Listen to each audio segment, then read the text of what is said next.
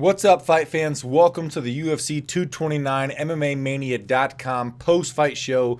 My name is Flying Brian J. Thank you so very much for joining me. I truly do appreciate it if you'd give the video a thumbs up right at the beginning. That would mean the world to me. So I'm going to talk about UFC 229, where in the main event of the evening, if you don't want spoilers, please exit right now. Khabib, the Eagle Nurmagomedov, submitted the notorious Conor McGregor in the fourth round via rear naked choke. Officially, it looked like a neck crank to me. He wasn't under the chin. It was more of a pain submission rather than a choke submission. But nonetheless, Khabib retained his belt. And I'm going to start talking about my feelings and my perception on what happened after the fact here in a moment. But what I want to mention to you at the very beginning is that the performance in the cage against McGregor by Nurmagomedov was absolutely phenomenal. Jaw-droppingly dominant, fantastic. He took McGregor down in at the very end of the first minute of the very first round, wrapped his legs together, he triangled them to hold McGregor's legs within that grasp. He ground and pounded McGregor a little bit. He worked his way towards submissions, which he ultimately got in the fourth round with that neck crank or rear naked choke, whatever you want to call it. On the feet even, Nurmagomedov looked fantastic. He dropped Conor McGregor in the second round with a leaping in overhand right. McGregor had his wits about him still. His eyes were still wide, but he did fall down and had to regain his composure. So everything during the fight that Nurmagomedov did was fantastic. He even talked a little bit of shit to Conor McGregor as he was beating him down. In the second round when he had him on the ground, he said, "It's over, buddy." And I'm paraphrasing. He told Conor McGregor that it's over, basically, as he proceeded to beat Conor McGregor's face in. Now, however, I'm going to speak a little bit emotionally on what happened after the fact, but I want you to know that what I have to say next is not due to Conor McGregor getting beat up and finished in this fight. It has everything to do with decorum. I don't know if it's decorum. That might not be the right word, but respect, humility, how you should handle yourself as a general human being.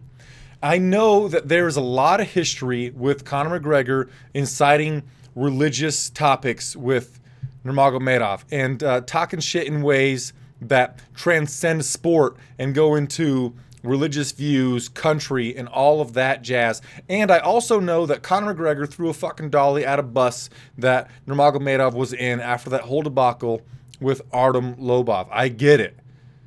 But Nurmagomedov's actions tonight, after finishing Conor McGregor, in my opinion, were despicable.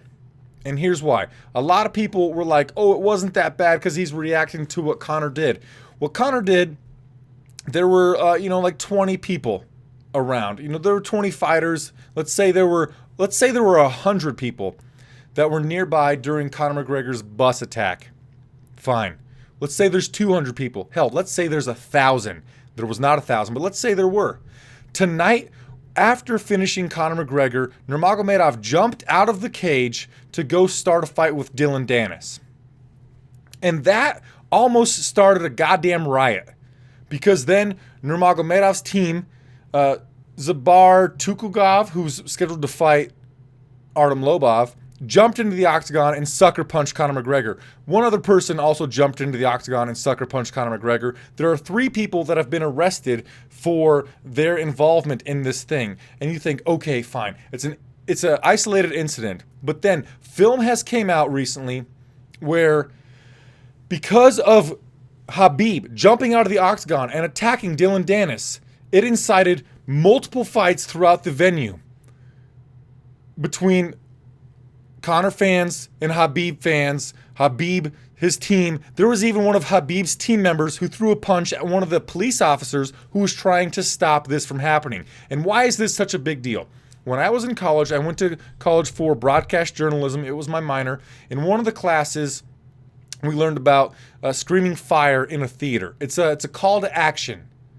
Because if you yell fire in a packed theater, you could start a riot. People could get trampled. There's only so many exits, and it could cause people to be in harm's way because of that action. What Khabib did by jumping over the cage and attacking Dennis was a call to action, because then his friends started attacking Conor McGregor. Then his fans in the stands started attacking McGregor fans. If this would have escalated further, we could have had a pure riot on our hands where thousands, 30,000 people, actually we could look it up. Let's do that right now. I'll try to calm down with my talk here, and we could probably see how many people were in this venue on this night. I don't know if Dana White hasn't made it to the post-fight press conference yet, so we don't know how many people were in there, but we could look at the capacity of the T-Mobile Arena. For concerts, they can hold 20,000 people. Okay, so let's say there were 20,000 people there, similar to a concert. What Khabib did was put the life of 20,000 fucking innocent bystanders, their lives, like, in danger. Like, maybe not their life, but man, what would happen if you were there with your wife? You're a person who has nothing to do with either fighter, and you're just watching these things. You think it's going to be a great fight card. You got money. You want to go and you want to drink in the biggest pay-per-view event in UFC history. And all of a sudden your wife gets hit by a wild punch because Khabib started a fucking riot. I don't think that you'd have the same opinion as you do at thinking, oh, Conor started it with the bus attack. It's fine for Nurmagomedov to do that. Great. Conor went through the legal system. He got what the legal system thought was due to him. The UFC did nothing. But to use Conor throwing that dolly as justification for what Nurmagomedov did here today is just, I think it's ignorant. Because an eye for an eye will make the whole world blind. That is cliche. But I've been reading Jordan Peterson's book, The 12 Rules, lately. And I've also, my friend really likes Jordan Peterson, so I've been listening to his podcast with Joe Rogan on JRE.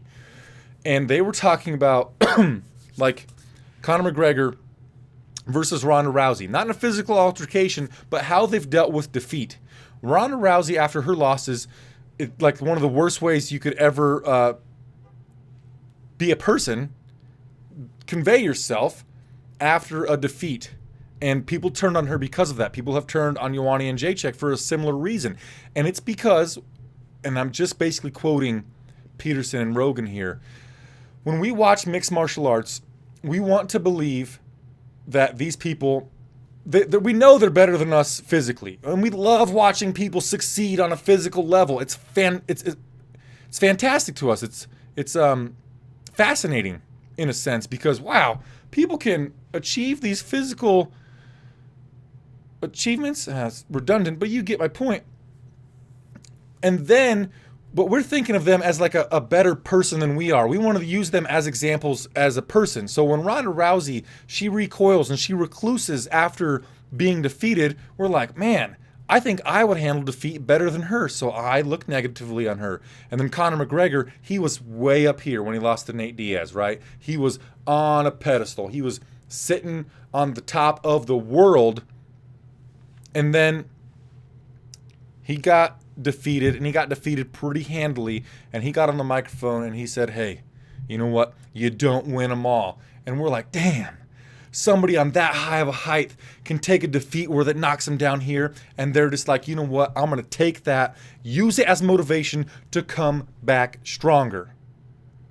On the flip side, what Nurmagomedov did tonight, handled himself in victory in the opposite of admirable.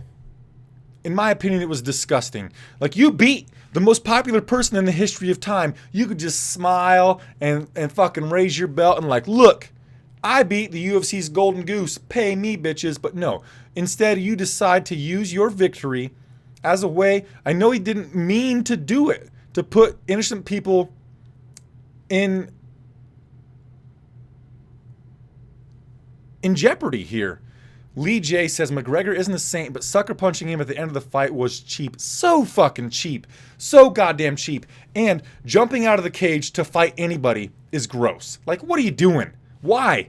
But then Khabib just beat the former champion, the most popular person in the fucking sport, handily, he goes out and tries to fight a 1-0 Dylan Dennis. A 1-0 Dylan Dennis in Bellator. Isn't he 1-0? Might be 2-0. Anyway, his record isn't that impressive. And he's basically a submission grappler. So I don't get like, oh, Khabib, you big tough man. Let me fucking fight Dylan Dennis. And let me back up a little bit. And I'll stop rambling and ranting in a second. But this is coming from Conor McGregor talking shit about the religion, the Putin, the Chechen leaders, all of that stuff. And yes, that was not ideal on Conor McGregor's part. But in my eyes, not being as knowledgeable about the situation as like Kareem Zidane for BloodyElbow.com, I see Conor McGregor doing that as pure fight promotion. Conor McGregor does that type of shit all the time. He finds like where you're sensitive and he like picks at it. Let me pick at it. Let me pick at it. Let me pick at it. Kind of like what Chael Sonnen did to Anderson Silva. Talk shit about things that he knew would rile Anderson Silva up. Get Anderson Silva to overextend himself on his punches so he could take him down. Very similar to what Conor McGregor's doing. He wants him to expose his face and so we can hit him with that left-hand shot.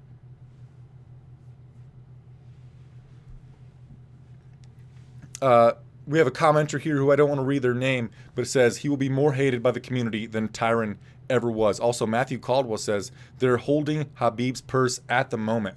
I honestly think, and I just did a post-fight show on the mma-nation.com YouTube channel with Eddie Mercado and the Zane Simon, and Mercado thought that, he does a post for Bloody Elbow, like, what's next for the fighters? What's next for who won these bouts? He said, what's next for Khabib? Jail. And I agree, because of everything that I've already said. I know I've been ranting. I know I've been raving, going on long tangents, and I apologize. But now, let's get into what our post-fight rating would be for this entire event. On a pre-fight show on the MMA Mania Twitch channel, Eddie and Zane, we all graded the thing a 6 when grading each fight individually. We graded the whole card pre-fight because of Conor McGregor as a 10. And what did it end up being? Excuse me. It ended up probably being a 10. I mean, look. The main card portion was fantastic. It ended with an amazing performance by Khabib Nurmagomedov. It would have been a 10 out of 10 for me. We had Derek Lewis come back from he got beat for 14 minutes and 40 seconds and then won the fight. Watterson versus Felice Herrig was fantastic. The co-main event between Ferguson and Pettis was adorable, if I may use that word to describe a fight. I adored it, so it was adorable. But because of Nurmagomedov's antics, and honestly watching it live, I'm going to talk about the riot for just 1 second more. It wasn't a riot, but it seemed like it could be one. Watching it live, I was like, oh my God, I'm going to see somebody get seriously hurt on live television, and I don't want to see that. I've got bad anxiety, and I cannot see somebody get seriously hurt like live and in front of my face. I don't want to do it. And one reason I feel that way is look at the Eagles of Death Metal thing that happened a couple years ago. Look at Vegas Strong, happened like 1 year ago. Like exactly 1 year ago. 1 year ago, like Wednesday. And then we have this thing. There are thousands of people in this thing. And I'm like, oh my God, some innocent person is going to get hurt. This is going to make national news. And it's going to put a big scar on the face of mixed martial arts. And that right there is why I'm not giving it a 10 out of 10. I'm giving the post-fight rating for this card a 5. Because the card in itself, the action, was a 10.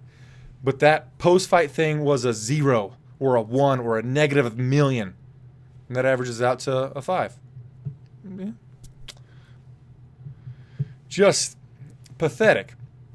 But on a positive note, let's talk about that co-main event of the evening between Tony El Cucuy Ferguson and Anthony Showtime Pettis.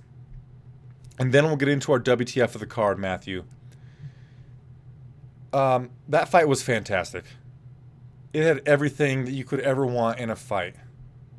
There was some decent grappling, not a whole lot, but on the feet, you saw Tony Ferguson switching stances, throwing a variety of techniques at Anthony Pettis, hit him with a lot of low kicks. But the huge thing that made this fight so gosh darn good was in the third round, Pettis caught Ferguson with like 3 solid right hands. The first one sent Ferguson to the canvas, made him roll around and try to just like keep his wits about him. Caught another one, fell down, rolled around a bit, caught another one, and during that exchange, Pettis broke his hand. So the fight was fantastic. There were ebbs and flows. There was a moment where I thought that Pettis was going to finish the bout, but then because of an elbow, Pettis had a huge cut over like right on his hairline there, big old cut. So after that exchange where he hurt Ferguson got back to his feet after Pettis did some work from top position, and it was really exciting there too. The fight got paused for a minute, and that allowed Ferguson to regain his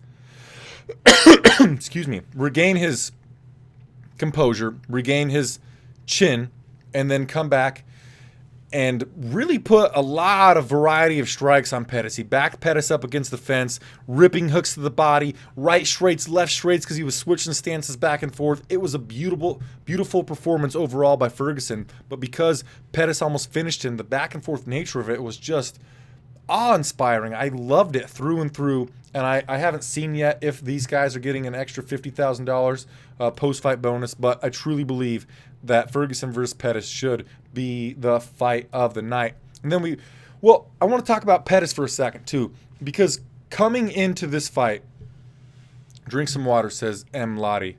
Oh, for my cough? Yeah, thanks, buddy. I'm going to drink a beer instead. Coming into a lot of fights for Anthony Pettis, I was worried about his fire, his desire, his ability to pull the trigger and actually put the hurt on somebody. He did a pretty decent job against Poirier, but ended up getting finished. He did a fantastic fucking job against Michael Chiesa. But if you could not question his heart and his desire and his ability to inflict damage and be in these fun wars after tonight, Anthony Pettis, I'm sorry, buddy. I will stop questioning your heart and that fire, because you showed it tonight, and you showed it in droves. And Joe Rogan asked him about it afterward, and he's like, hey, man, I had a lot of fun in there. So evidently, having fun, Anthony Pettis, is a delight to watch, and that was a great time. What's next? I'm not going to say what's next for Pettis. I mean, who knows how long he'll be out. He broke his hand on those punches that hurt Ferguson, so who knows how long he's going to be on the shelf. But what's next for Tony Ferguson? Who knows, really, because of the antics of Khabib. And I don't want to keep coming back to that and drilling it into you guys, but we don't know what's next for Khabib. So in that sense, we don't know what's next for Tony Ferguson. But I've got an idea. Next month at UFC 230, Poirier fights Diaz. In the co-main event right now, Dana White says he's going to try to get that fight to be the main event of the evening. Either way, I'm going to pick Poirier to beat Diaz. So I think Poirier should be next for Ferguson for the vacant UFC lightweight title, because I think we should strip Nurmagomedov. I don't think we shouldn't strip him. We don't give him the belt after tonight. So I think Poirier versus Ferguson after Poirier defeats Diaz, and then Diaz can fight McGregor in the end of the trilogy fight. And a very nice guy says, I think that's his name on. Oh, yeah, he changed his name from Never Go Full Something to a very nice guy. He said Tony would beat Khabib, I think, if that ever happened. So perhaps that's true. I don't care. We're stripping Khabib, sending him to Risen or something. And that's not going to happen, but that's what I would do. So Ferguson versus Poirier, and then Diaz versus McGregor, and then McGregor can probably retire. And I thought McGregor should probably just start McGregor Promotions and start putting on mixed martial arts bouts as a promoter, because Paul Heyman for Brock Lesnar, he's just the mic guy. Conor McGregor is at a point where he's talked himself into being a multimillionaire. He's set for life. His kids are set for life. Conor Jr., his wife Dee Devlin. He never needs to fight again. So he fights against Diaz. They each make $3 million or whatever. And then he goes off and promotes Conor McGregor Promotions. And I'd watch. You know, all he has to do is get on the mic and tell us how fun the fights will be. And I'm like, you know what? I'm excited because Conor McGregor said it's going to be exciting. He's just so gosh darn good at talking. So, yeah, that's what I think's next for Ferguson. Pettis, I don't know. Let's talk about not the next fight down on the list, which was Dominic Reyes dominating Ovince St. Preux. But let's go to Derek the Black Beast Lewis versus Alexander Drago Volkov, a heavyweight fight. Second fight on the pay-per-view portion of this card. And Derek Lewis lost 14 minutes and 40 seconds of this bout, basically, before finishing Alexander Volkov at 4:49 of round number 3. Volkov was doing fantastic work. Lewis would just back up, move laterally against the fence for the majority of the fight. And Volkov would pursue him and hit him with some long, straight punches. I compared him. I said he was kind of like a heavyweight Diaz in a way. You know, his shots weren't like really stinging, weren't really hard, but he was throwing quite a bit of volume for a heavyweight fighter. And when Lewis, he would often turn on the jets and be like, I need to damage this person and come forward. Volkov did a great job getting his knee up just to keep Lewis at range, away from him, so he couldn't hit him with that overhand right. Then with 30 seconds to go in the fight, after hitting Lewis with a lot of round kicks to the body, teeps to the body, a lot of jabs, straights, rear hand uppercuts, lots of things Volkov hit Lewis with. 30 seconds to go, it seemed like Volkov had the fight in hand. And I was saying on a live thing that I did for MMA Nation's YouTube channel, I said he should just stay away. Just basically run for these last 30 seconds because we all know Lewis in the last 30 seconds, he's like Yoel Romero only in the sense that he gets these late finishes. No other way is Lewis comparable to Yoel Romero. But then what do you know? Volkov, I think he threw a push kick to the body or a knee to the body. Lewis jabbed him to the chest, like right here. Overhand right. Removed the mouthpiece of Volkov, sent Volkov to the ground, finished him with some ground and pound.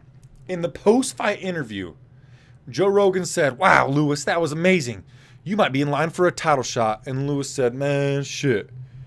I need to take a seat, work on my cardio, because with a gas tank like that, I don't deserve a title shot." And that's how he was humble in victory. He got his ass kicked for 14 minutes and 40 seconds, and he was humble in victory, even though he got a finish. Khabib could take a lesson from that. Oh, and then on the post-fight interview on the microphone, Joe Rogan was like, "What made you decide to get that finish?" He said, "I remembered a phone call from about 2 hours ago from Donald Trump." He said, "You need to go out there and finish that guy because Volkov's Russian. You need to knock him out because them Russian dudes been causing us some problems." And I'm not against Trump. I'm not a Trump supporter. I'm basically indifferent to politics, period. But that was pretty goddamn funny. Also, the what the fuck of the card, like Matthew Caldwell was saying, this is one of my what the fucks of the card. Let's talk about those next. I forgot to do it. Commenters. M. Loudy, a very nice guy. Matthew, what's your WTF of the card? Mine's going to go to Derek Lewis for taking his shorts off after knocking out Volkov. And then Rogan was like, "Why'd you take your shorts off, bro?" And he's like, "My nuts were sweaty. They were too hot, so I had to take my shorts off." One funny thing is after he took his shorts off, the commissioner's like, "Bro, you got to put your shorts back on." And no, he wasn't naked. He was wearing compression shorts, but WTF, huh? Let's run over some results. Like Dominic Reyes got his left hand going a lot on Ovince St. Preux. Ovince St. Preux with like this long left hook could never find the range on Dominic Reyes. And another WTF of the card that I want to give out before we leave.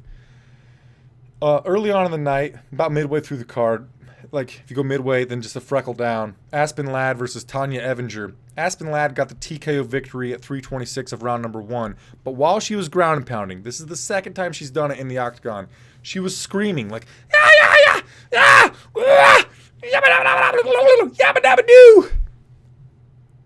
It was weird. And that deserves a what the fuck of the card. But Aspen Ladd could be a real treat in this UFC bantamweight division. She came in like 11 years younger than Evinger, so I bet on her. I don't think there's really any other WTFs to the card. But I'll run through the results, then I'll give you my post-fight bonuses. Michelle Waterson defeated Felice Herrig, a unanimous decision, 30-26, 29-28, 30-27. I was on the fence if I was going to give it 29-28 or 30-27. Jussier Formiga defeated Sergio Pettis, unanimous decision. Vicente Luque finished Jalen Turner, KO punches in the first round. Scott Hot Sauce Holtzman defeated Alan Patrick with an elbow from top control, ground and pound. Was pretty fucking vicious. Yana Kunitskaya defeated Lena Landsberg 30-27 unanimous decision, and probably the least entertaining fight of the night. Nick Lenz head kick knocked out Gray Maynard in the second round, and the first fight of the night. Tony Martin defeated Ryan LaFleur KO punches at head kicking punches at 3 minutes. 1 minute of round number 3. My post-fight bonuses are going to go to fight of the night, Ferguson versus Pettis. I think that's obvious. Performance bonuses, I'm going to give one to Hot Sauce Holtzman because that was really, I mean, he put it on Alan Patrick as a pretty hefty underdog. And my other post-fight bonus, well, I'm going to give 2 more. Tony Martin versus finish of Ryan LaFleur and Aspen Ladd because I feel like they need the money more than Derek Lewis does. And Derek Lewis, I don't think deserves a performance of the night because his performance was shit. He just happened to get a finish. Not happened. I mean, he set it up. I mean, he did it. He implemented. He decided to do something. It happened. He got the victory. But everything up until the finish, he looked awful. He looked god awful. So he doesn't get a post-fight bonus for me. But that should do it for this show. I'm sorry that it's a short one, my dudes. This is basically the 3rd post-fight show that I've done. So I'm cutting it a little bit short. You can get the audio without the ugly on my podcast feed, iTunes, SoundCloud, Stitcher, wherever you can get podcasts, you can find my feed. Just search for Fly and Brian Show. Thank you so much for being here. A very nice guy, M. Loudy, Matthew Caldwell, Lee J. I appreciate you guys so much and everybody that watches the show after the fact. I'm sorry if you disagree with my feelings on the main event happenings, but that's how I feel. I'm a straight shooter. I'm going to give it to you like I see it. And I'll see you guys in my next video. Namaste.